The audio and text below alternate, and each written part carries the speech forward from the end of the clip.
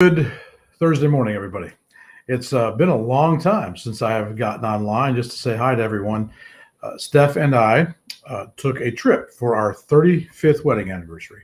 That is one amazing woman to put up with me for 35 years. But we went back to where we had honeymooned 35 years ago.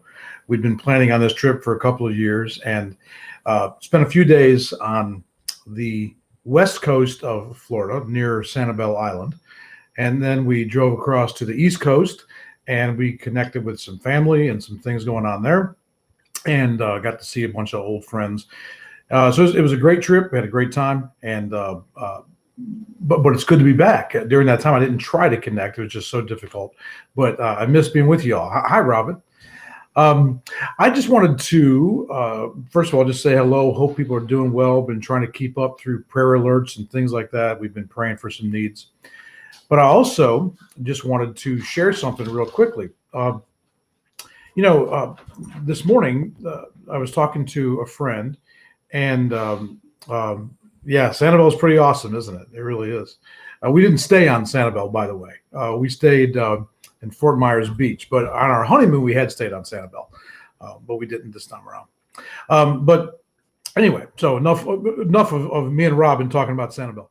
But I was talking to a friend this morning, and she was sharing about someone who had been offended at something about me, not about me personally, but about a situation, and kind of indirectly they were offended at me.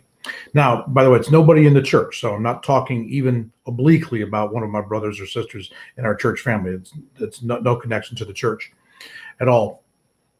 But in the process, but after she shared about that, and I'm very glad brought it to our attention, I was thinking about that later on, and it's one of the easiest things in the world, isn't it, to get offended at somebody. I've talked about that and preached about it so many times and shared about it on these gatherings many times. So easy to be offended. And it is so easy to do the wrong thing with our offense.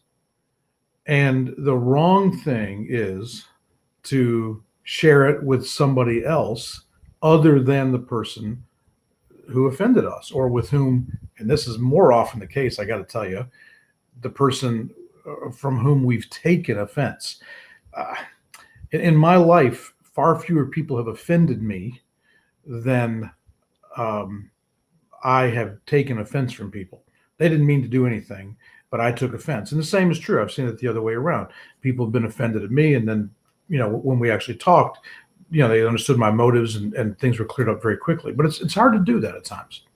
And I just really want to remind you, in a season of American life and in a season of American church life, where we are being invited by the enemy to take offense, I feel like, at a level I've never seen before, where just almost continually we are presented with opportunities to be offended.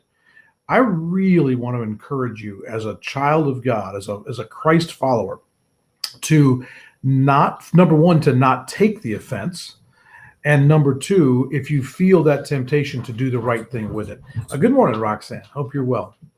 And the right thing to do is to go to the one with whom we have the offense, or with whom we have the issue. I cannot overstate this. Not only is it scriptural to do that, and that should alone, in and of itself, be enough reason for us to handle it that way. But not only that, but it is by far the most effective thing to do that. Hi, Sammy. And so I really want to encourage you, if there is someone in your realm, in your sphere of friends, connections, whatever, and you find yourself angry or upset at them or offended by something they've done, to go to that one and to go humbly, not to go, why did you do that? Or why have you been that way? But to say simply this, this is how I'm feeling, but I know I could be very mistaken. I could be very wrong about this.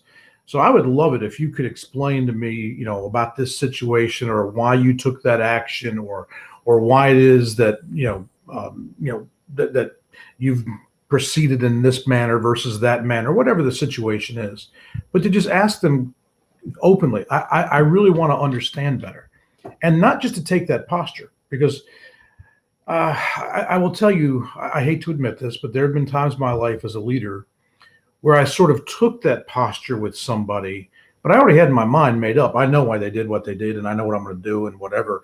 But I just kind of wanted to use it as a way in. And really, just to be very honest, it was a manipulative thing on my part. And I can tell you, thankfully, that I haven't done that in a long, long, long time. The Lord really convicted me about that.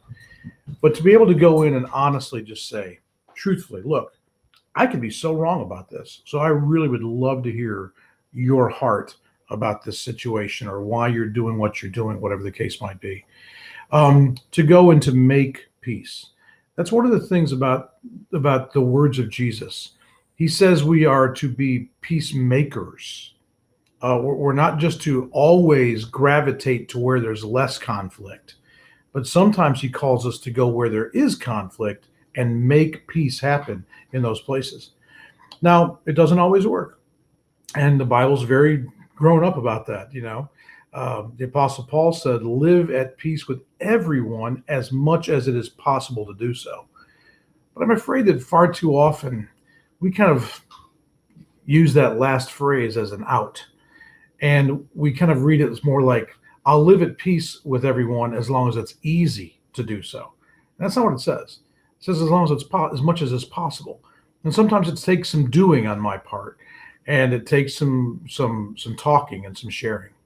So anyway, I just wanted to encourage you with that, because it was on my mind about this situation. And this isn't even a big drastic situation, but I just realized how much the enemy is using this season of turmoil in our nation, and he's using it to bring it into the church, to cause conflict, to cause offense, to tempt us to take it up, and then to tempt us to do the wrong thing with it.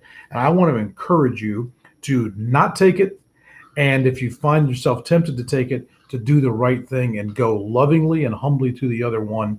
And right from the beginning of it, be a person who is willing to make peace and see the love of Christ demonstrated one to another. So I hope that's encouraging to you. I really do.